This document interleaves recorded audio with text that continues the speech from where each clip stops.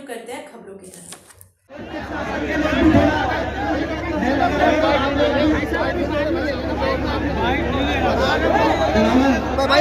कोई काम कर रहा है तो यही आपका भाई चंद्रशेखर आजाद पार्लियामेंट में कोई नहीं है। अगर आप भी अक्सर, मैं आपकी गलती भी क्या मानूं, आपको सरकार के हिसाब से काम करना पड़ता है, लेकिन आप भी थोड़ा सा सोच लिया करो कि जो लोग पानी की लड़ाई लड़ रहे हैं वो इंसानियत की लड़ाई लड़ रहे हैं, वो हक की लड़ाई लड़ रहे हैं, और उस लड़ाई में आपको कहीं ना कहीं से साथ देना चाहिए। आपको तो चुपचाप पानी के 2-4 टैंकर उनके लिए और भिजवा देने चाहिए, और उनकी बिजली कटवाने की जगह बिजली की व्यवस्था भी आंदोलनकारियों के लिए कर देनी चाहिए, इससे कि उनके दिलों में भी आपका सम्मान बढ़े। और मैं आपको आज कह रहा हूं, आप इस काम में मदद कराना, जब मौका मिलेगा उत्तर प्रदेश में पहली कैबिनेट में आपकी सारी मांगे पूरी करने का काम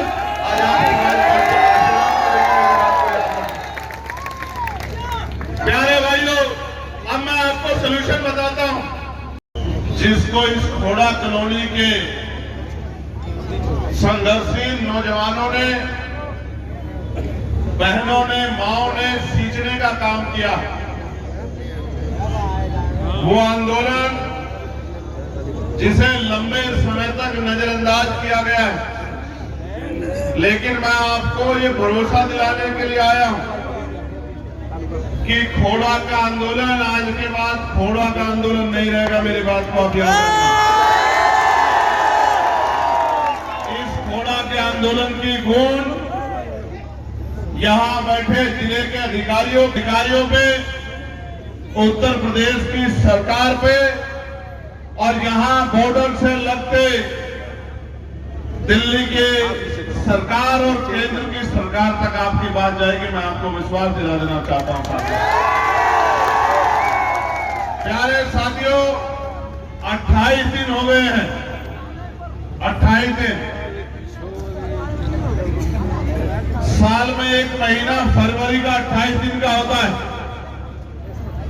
समझिए 1 महीना बीत गया है, और इस महीने को इस तरह भी समझिए कि कोई खुशी से आंदोलन में नहीं आता है। गरीब आदमी कभी खुशी से आंदोलन में नहीं आता है। मजबूर होके, परेशान होके, नाउम्मीद होके, और अपने आने वाले दिनों को, अपने भविष्य को और अपने वर्तमान को सुधारने के लिए आंदोलन करने के लिए गरीब सड़कों पे आता है। बिना कारण गरीब कभी सड़कों पे नहीं आता। कि मरने के बाद भी टैक्स देना पड़ता है, और जीने से पहले भी टैक्स देना पड़ता है, पैदा होने से पहले भी टैक्स देना पड़ता है।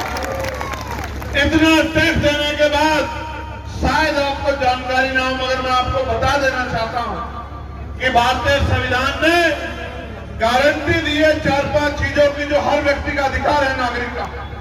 पहली, कोई भूखे पेट नहीं सोएगा, कोई बिना वस्त्र के नहीं रहेगा, किसी को पीने के लिए पानी की दिक्कत नहीं होगी, किसी को सर ढकने के लिए छत की दिक्कत नहीं होगी, और अगर किसी के साथ अन्याय होता है तो उसको न्याय दिलाने का काम किया जाए। अब इसमें पानी प्रमुख है।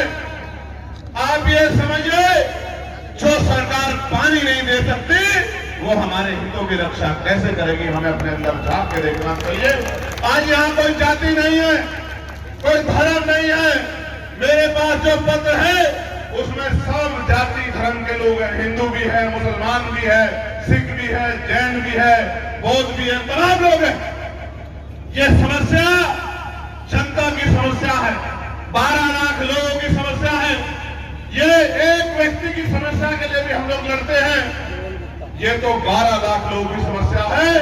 इसमें लड़ाई में तो मेरे जैसे व्यक्ति को बिना निमंत्रण के आना चाहिए, और लड़ाई का नेतृत्व करना चाहिए, इस लड़ाई में योगदान देना चाहिए। पानी खोड़ा को मिलेगा, गंगा जल खोड़ा जो गंगनहर से आ रहा है, मुरादनगर के रास्ते जो गंगा से कट के आ रहा है, उसका लाभ इसको खोड़ा को मिलेगा।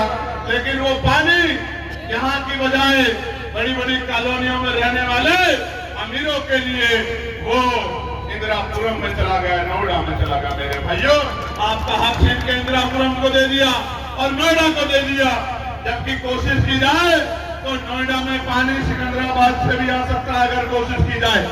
अगर कोशिश की जाए, सरकार के मन में इच्छा शक्ति हो, सरकार के मन में संकल्प हो, सरकार आपकी समस्या को सुनना चाहती हो, तो मैं प्रशासन के, पुलिस के माध्यम से यहाँ के अधिकारियों के कान खोलते बताना चाहता हूँ कि 15 दिन का समय हम लोग आपको दे रहे हैं।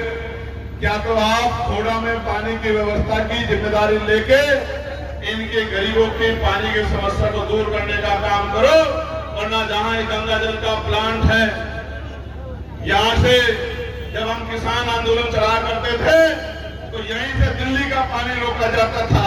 इस बार दिल्ली का नहीं रोका जाएगा, इस बार नोएडा का और इंदिरापुरम का पानी हम लोग खोड़ा के लिए रोकने का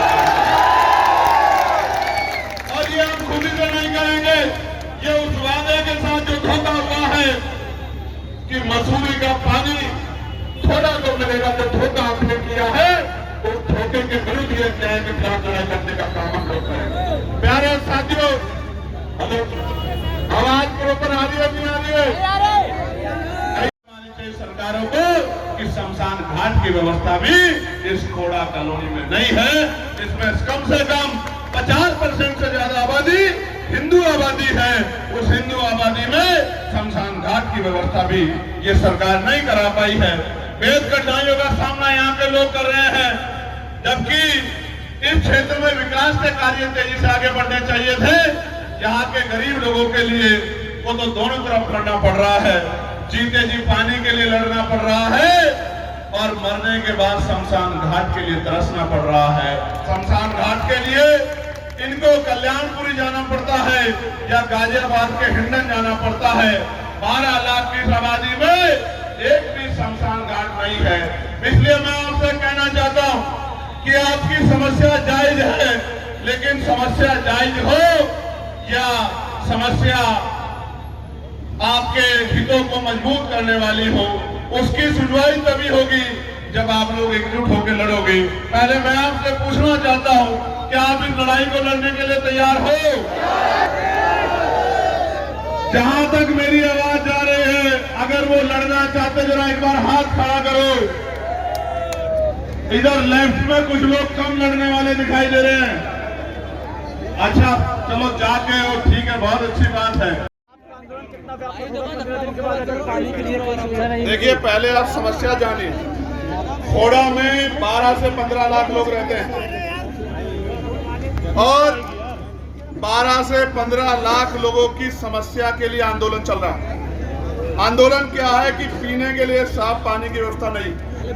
वादा हुआ था, तमाम पार्टियों ने, तमाम नेताओं ने कहा था कि मसूरी का पानी खोड़ा में लाया जाएगा, लेकिन पानी खोड़ा में ना लाकर इंदिरापुरम में और नोएडा को दे दिया गया। यहाँ से कि 12-15 लाख की जनता परेशान है। 28 दिन से आंदोलन चल रहा है, कोई सूद लेने वाला नहीं है। जो आंदोलन कर रहे हैं उन पे झूठे मुकदमे लगाए जा रहे हैं, 1-1 लाख रुपए के मुचलके भराए जा रहे हैं, उनको डराया जा रहा है, बिजली काटी जा रही है, जनता के हितों के लिए लड़ाई चल रही है। मैं और मेरे जैसे हर एक व्यक्ति को इसमें सहयोग करना चाहिए। मैंने ये मांग की है, यहाँ 800 से 1000 फीट पे पानी है, एक नलका लगाने में लाखों रुपए, 5-6 लाख रुपए खर्च होते हैं। यहाँ मोस्टली लेबर क्लास रहती है, हिंदू, मुस्लिम, सिख, जैन, तमाम मिश्रित आबादी है।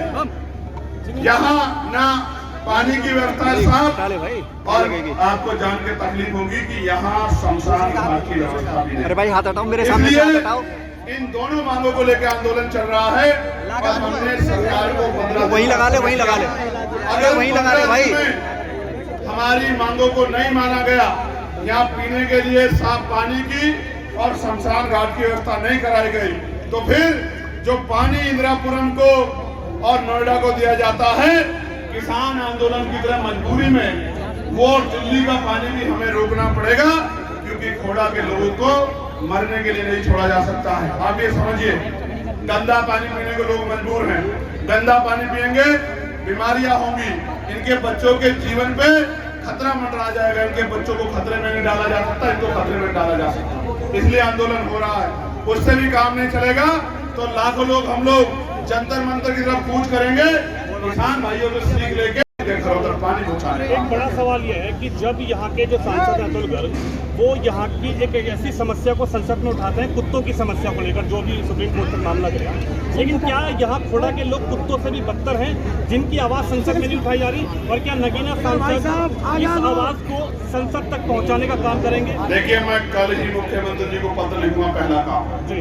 दूसरा काम, मैं केंद्रीय जल मंत्री को भी इसके बारे में पत्र लिखूंगा 2 बार।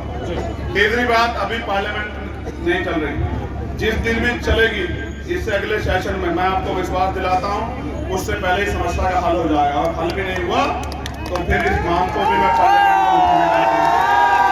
सिर्फ उठाने का नहीं, इसके लिए आंदोलन करना पड़ा तो आंदोलन करने का काम करूँ। मैं एक बात आपको बताता हूँ, ना यहाँ जाति है ना धर्म है, बुनियादी समस्या है। संविधान ने सुरक्षित किया है रोटी, कपड़ा, मकान, पीने के लिए पानी और न्याय, ये 5 जन्मसिद्ध अधिकार।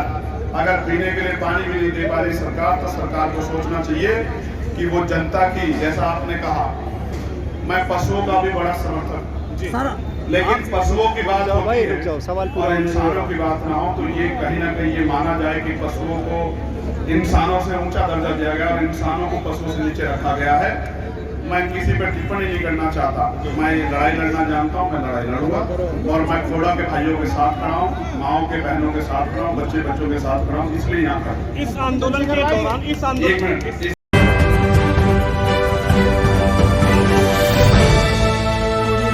आज के लिए खबरों में बस इतना ही। कल फिर होगी आपसे मुलाकात। नमस्कार।